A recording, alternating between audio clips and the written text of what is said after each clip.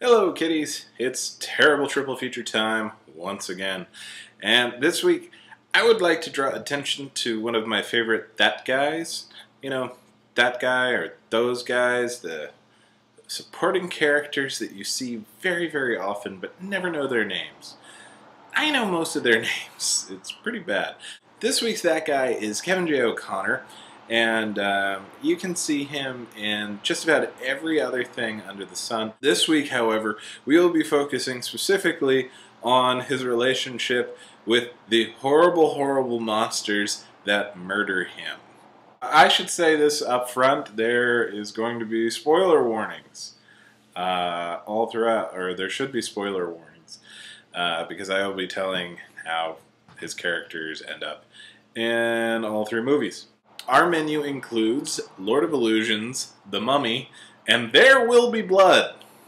Now, Clive Barker, I've talked about Clive Barker's Lord of Illusions before.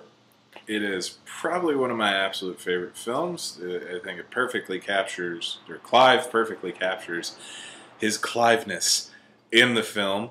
It's about supernatural detective Harry D'Amour being called in to investigate the disappearance of the friends of a famous magician named Philip Swan, played by Kevin J. O'Connor.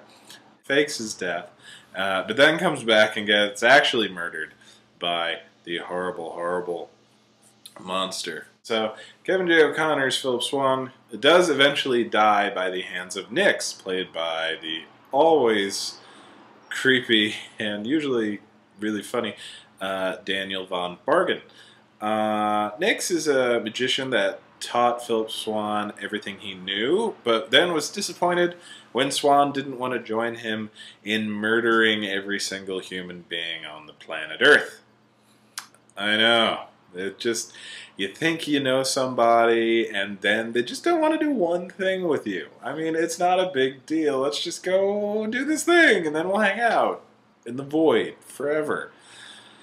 So somehow, Kevin J. O'Connor, as his Philip Swan, turned that part down, and tried to murder Nix, and then Nix comes back to life, and for real murders him by first crushing various internal organs, and then eventually coming back in some sort of spirit form and peeling him apart piece by piece. It's, you know, for 90s CGI, it's pretty good. It holds up well. It looks creepy. It's definitely disgusting.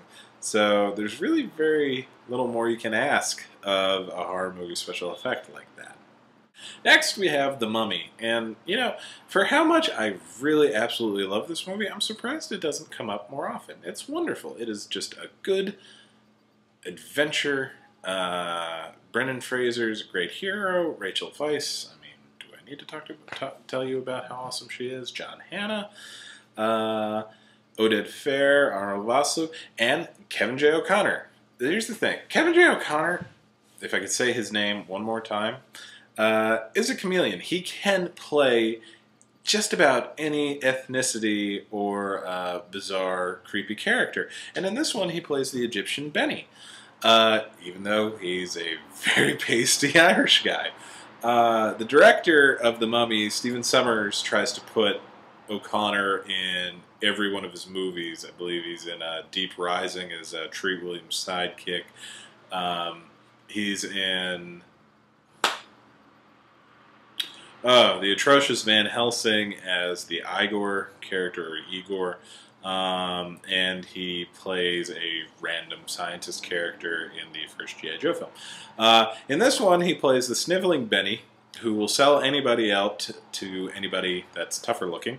In this case, he sells out Brendan Fraser and his merry band of thieves to Arnold Vosloo's Imhotep.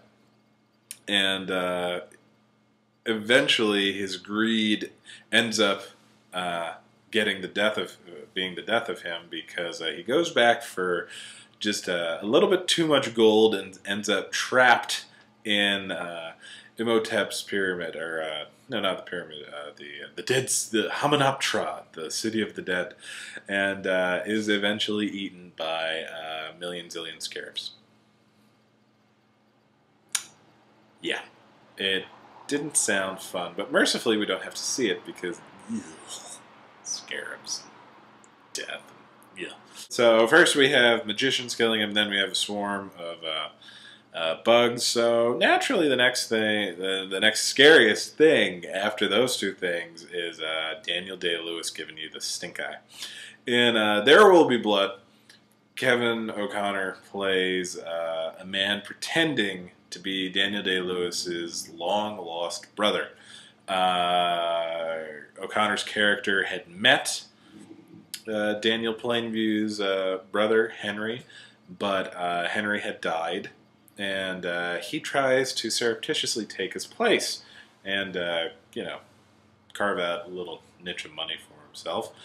Unfortunately, he gives himself away to Daniel Plainview, and because Daniel Plainview is a son of a bitch, he just straight up murders him.